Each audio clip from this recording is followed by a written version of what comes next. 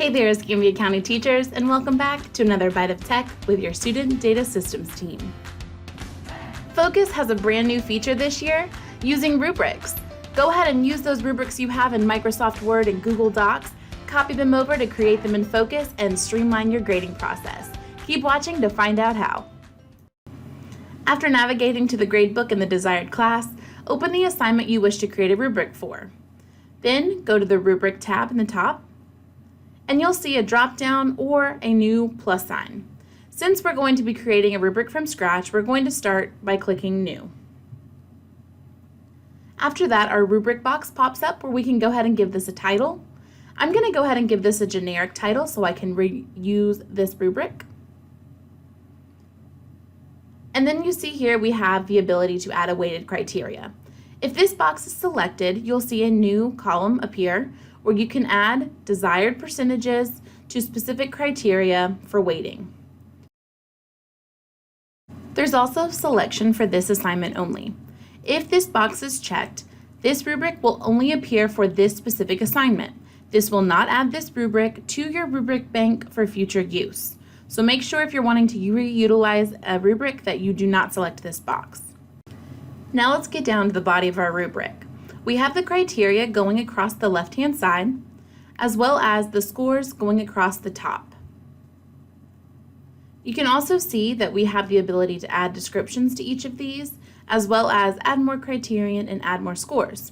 The beautiful thing about this is that if you have any old rubrics in a Google document or a Word document, you can easily copy and paste that information into this table. So Focus has made that part easy for you. I'm going to go ahead and set up my template for the one that I will be copying. So I'm going to have 4 criterion, and I will add a couple more here, scores, so I will have 5 scores altogether. And then I'm going to go ahead and start typing into the boxes. So if you just want to click inside the box, you're able to start typing. And I'm going to add my title here based on what I have from my previous rubric and my Microsoft Word document. And I'm just going to go down and I'm going to add each one of my titles individually.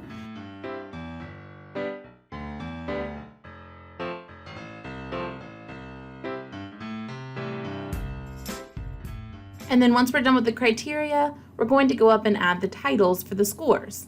So we have 2 boxes that are required for each score, a title and an actual score that the computer will generate. So you can see I'm going to start with exceeds expectations.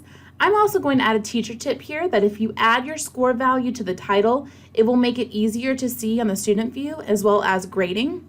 So I'm adding my title as well as the score value in the title, and I need to make sure to add the actual integer of the score in the score box to generate the scores when grading.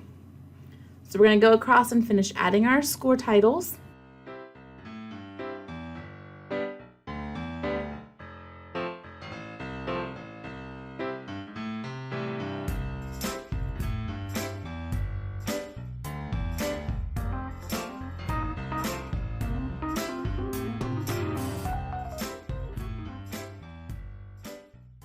And now we're going to work on adding our descriptions. So for this, once again, you can click inside the box to type, or you can copy and paste each box at a time, as I show you here. So here's our finished rubric. Once we're done, if you need to add any more criterion, you can click the bottom or click on the right-hand side to add more scores. So I've just copied and pasted from my Microsoft Word document. I did have to copy and paste 1 box at a time. If you need to make any kind of edits, just click inside the box and make those changes. And then click Save to officially create your rubric. So you'll see here now that I've got my science project rubric. This is what the layout looks like on your screen as well as for the students. And then we'll show you in a later video how to do the grading for these as well. And I want to point out, when I showed you in the titles for the scores, I put the value. So you can see here, exceeds expectations. Because I put that 4 in the title as well as the score box, you're able to see that listed here. It's a quick and easy way to see what the score value is for each one of those boxes. Congratulations, you've created your first rubric. And that's another Byte of Tech.